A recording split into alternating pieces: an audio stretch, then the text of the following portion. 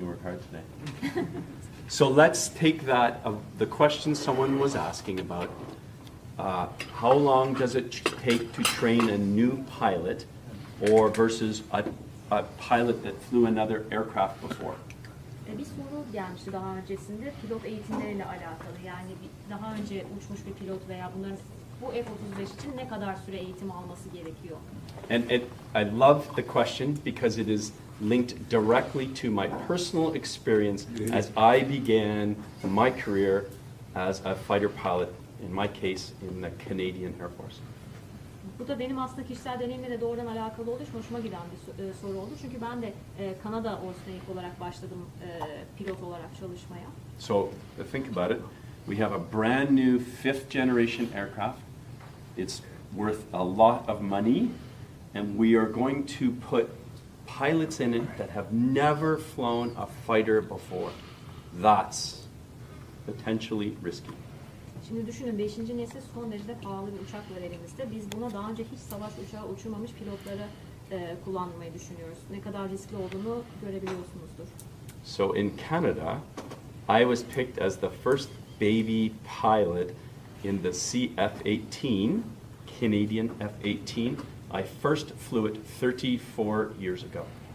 34 yıl önce Kanada'da bu F-16C'yi ilk uçuran ilk bebek pilot bendim. 18. 18. F-18, I'm sorry. Evet, F-18. 18. Yeah, careful.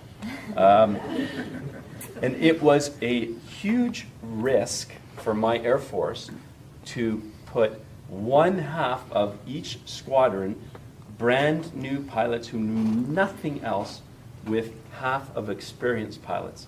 What would these young pilots do with a 4th generation aircraft that no one knew anything about?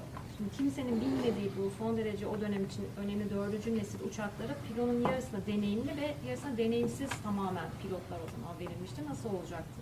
It is like going from the F-4 in the Turkish Air Force or the F-104 to the beginning of the F-16 when it came in.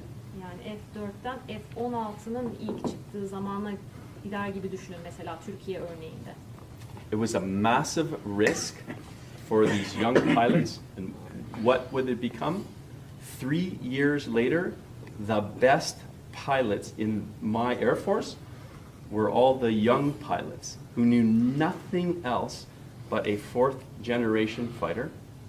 Ve yani tabii gençler için çok büyük bir riskti ama 3 yıl sonra en iyi pilotlar, en genç pilotlar oldu bu şekilde 4. nesil uçakları uçurarak.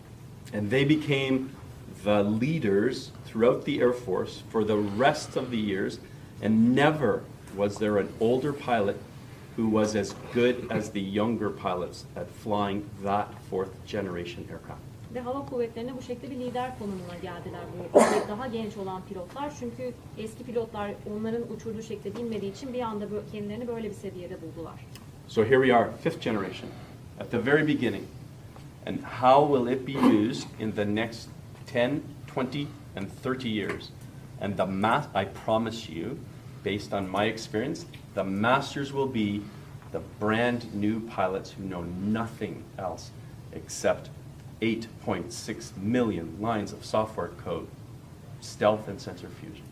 Bana göre önümüzdeki 10, 20, 30 yıl boyunca da aynı şey tekrar gerçekleşecek. Yani bu kadar 8.6 milyonluk veri içeren uçakta aslında normalde hiçbir şey bilmeyen daha genç olan bu pilot nesli tamamen öne çıkacak.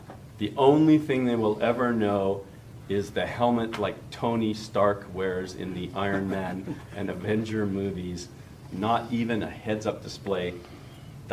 This helmet is the beginning of their life as a fighter pilot, and their potential is enormous. Doğrudan bu başlığı mesela bilerek öğrenecekler. Aynı Tony Stark'ın Iron Man'de Avengers'da kullandığı gibi doğrudan o şekilde başlayacaklar. So to finish my part of a non-presentation, I think what is so interesting as we move forward is the potential of what this aircraft will do for the Air Forces based on the young men and women in some Air Forces, the young fighter pilots, and what they will do in the years to come. Burada ilginç olan, güzel olan kısmını bitirirken ona tekrar değinmek istiyorum. Bunun sunacağı